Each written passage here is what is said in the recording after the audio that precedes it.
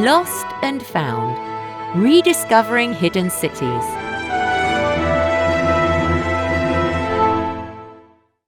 Civilizations rise and civilizations fall, and sometimes all that's left is the rubble and ruins of a once mighty city. Here are 4 travelers who visited some abandoned cities from long, long ago and rediscovered lost worlds. A.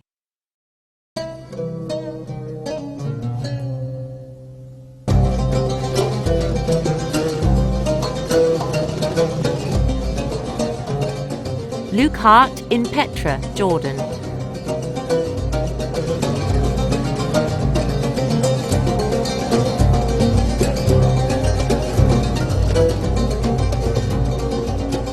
We arrived by jeep at the entrance to the deserted city of Petra, Jordan, to be faced with nothing more than a giant crack in the rock face. But after 30 minutes' walk along what was once a tiled path, but is now nothing more than sand, the narrow canyon suddenly opened out, and we found ourselves in front of a magnificent, multicolored stone facade. It seemed familiar to me, probably because it famously featured in Indiana Jones and The Last Crusade. But even so, Al-Khazaneh, the treasury, took my breath away. Carved out of the vibrant red, white, and pink sandstone cliff faces in 400 BC, Petra was the thriving capital of the Nabatean civilization, conquered by the Romans and eventually forgotten in the desert by the Western world for hundreds of years. Our guide told us that the city's dozens of tombs and temples, which have been looted over the years, and the silent victim of earthquakes, had barely been uncovered, with over 85% left to be excavated. As we drove away, I watched Petra fade back into the rocky landscape and wondered just how many more secrets the city had to reveal.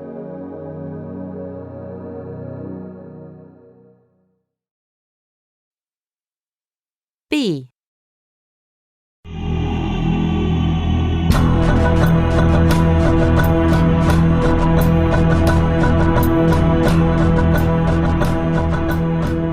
Emma Fenton in Alexandria, Egypt.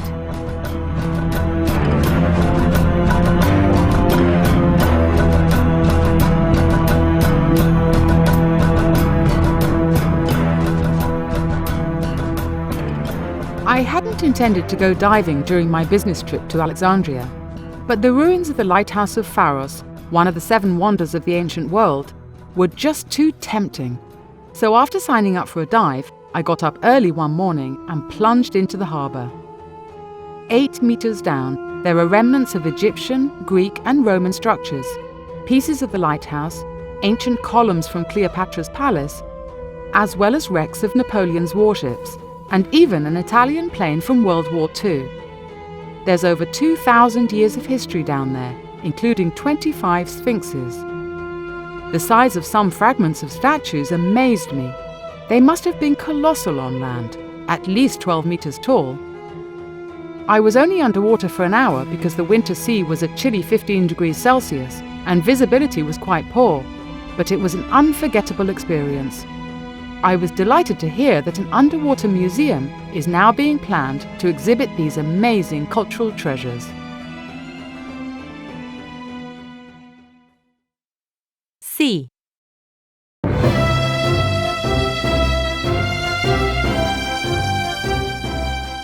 Joe Riles in Mesa Verde National Park, USA.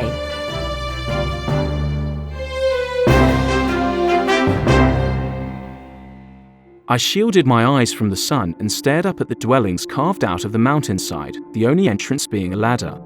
It's the perfect security system. Pull up the ladder and no attacker could get anywhere near. I was in Mesa Verde National Park, Colorado, on a guided tour of the Pueblos, the abandoned cave dwellings of the Anasazi, an ancient Native American tribe. Some of these cliff-face communities had as many as 1,000 rooms and were up to 4 stories high. Our guide took us into a kiva, a subterranean chamber which stays a cool 10 degrees Celsius all year round. It seemed the Anasazi, a people who mysteriously vanished over 700 years ago, had discovered the answer to air conditioning long before the Western world even invented the electric fan. I took so many photographs that day that my camera's battery ran down.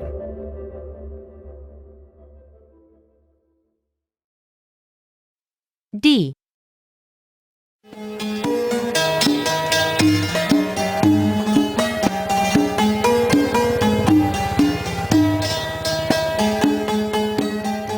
Sally Potts in Angkor Wat, Cambodia.